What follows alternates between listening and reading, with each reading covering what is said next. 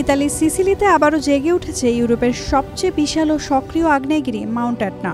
সোমবার সকালে অগ্ন্যুৎপাতের পর আকাশে ছড়িয়ে পড়ে বিশাল ধোঁয়ার স্তম্ভ। ছায়া ও গ্যাসে ঢেকে যায় রৌদ্রোজ্জ্বল আকাশ। আতঙ্কে নিরাপদ আশ্রয়ের খোঁজে ছুটতে থাকেন পর্যটকরা। সিসিলির বুকচিরা হঠাৎই গর্জে ওঠে মাউন্ট এটনা। আগ্নেয়গিরির গহ্বর থেকে ছুটে আসে লাভার স্রোত।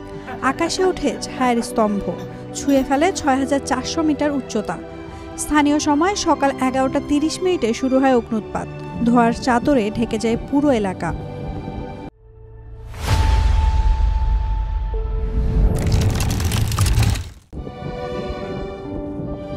সোশ্যাল মিডিয়ায় ছড়িয়ে পড়া ভিডিওতে দেখা যায় আতঙ্কে পর্যটকরা দ্রুত নামছেন নিচে, অনেকে ছুটছেন নিরাপদ আশ্রয়ে।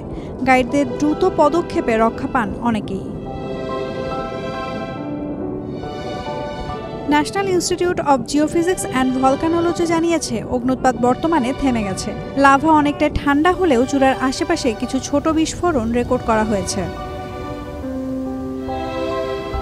মাউন্ট এটনায় এমন অগ্ন্যুৎপাত নতুন নয়। প্রতি বছর ১৫ লাখের বেশি পর্যটক ঘুরতে যান এই আগ্নেয়গিরির আশেপাশে। তবে ২০১৪ সালের পর এটি সবচেয়ে শক্তিশালী অগ্ন্যুৎপাত। তাৎক্ষণিক পদক্ষেপের ফলে হতাহতের ঘটনা না ঘটলেও পর্বতচূড়ায় প্রবেশ নিষেধাজ্ঞা আরোপ করা হয়েছে। বর্তমানে পরিস্থিতি নিয়ন্ত্রণে থাকলেও পর্যটকদের সাবধানতা অবলম্বনের আহ্বান জানানো হয়েছে। Naomi Nasrin, Daily Sun. For more updates, follow us on Facebook, subscribe our YouTube channel, get the latest update on www.daily-sun.com.